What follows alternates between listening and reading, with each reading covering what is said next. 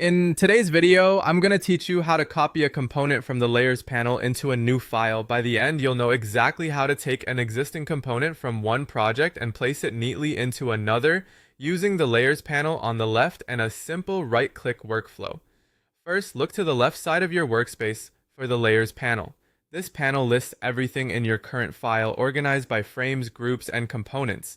Finding your component here is helpful because it shows the exact structure and ensures you're selecting the right item. If your list is long, scan for the component's label or collapse other groups to get a clearer view.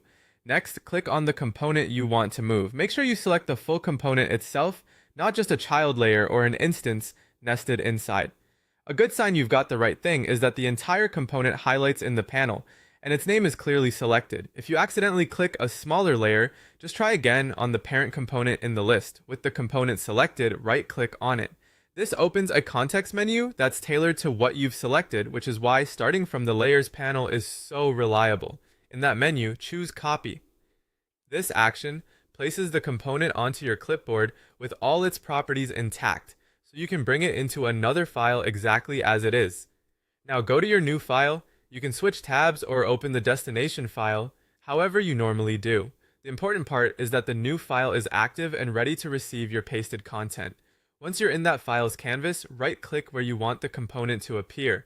This gives you control over placement, especially if you want it inside a specific frame or area. From the context menu, click on Paste Here. Using Paste Here tells the app to place the component precisely at your clicked location or within the current selection context.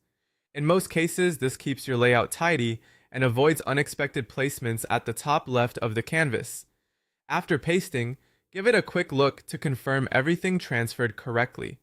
You should see the same component name and structure in the new file's Layers panel.